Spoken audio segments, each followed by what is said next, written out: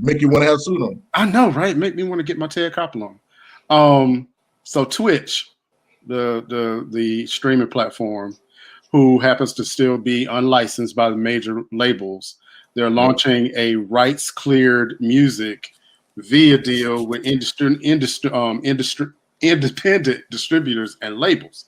So basically, what that means is that if you have an indie label or independent distributor, they're trying to get music cleared so that those independent labels can have their music streamed on the platform.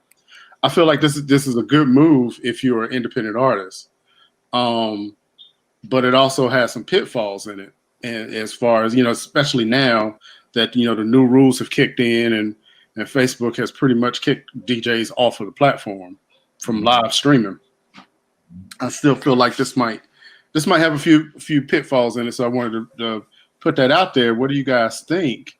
Especially you, Vaughn, being an independent artist. What do you think about entering into some kind of a deal where your music is on this particular platform? I think it can be good. I think independent, especially today in 2020, I think the goal should be more independence. Going back to what the gentleman said about entrepreneurs versus consumers, I think ownership, independence, I think that's a good thing. I think that there's enough people in the world where everybody can kind of have their own thing.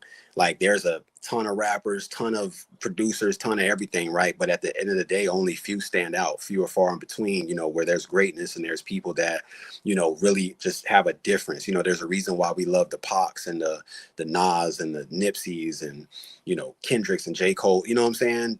Different people like that. There's a reason why there was just something unique and different about them. So if we could take that independence, because remember in the 90s, not only did you have, what was it, Analog, Rico? Where they were recording on, where it was like you had to be in this. Like if you did a record with Pac, you literally did a record where with Pac. Like it wasn't like they flew in your verse. This was a verse from another song. Like no, you were in the studio. He came up to the floor, whatever.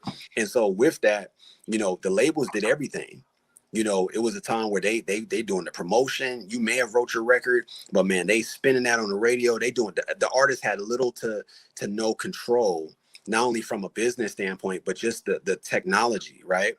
They didn't have the Twitters and the YouTubes and the free avenues, the Facebooks that we can put out something and something could just go viral. Like it had to take a label that got behind you and said, we choose to make you viral, right?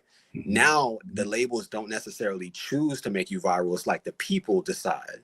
Almost like how the government is supposed to be, where it's supposed to be we the people, and you have public service, but that's neither here nor there. But that's how the music industry is kind of now, where it's like it's more in the hands of the people, the consumer, to be able to say, hey, this is the type of sound or this is what we want from the artist.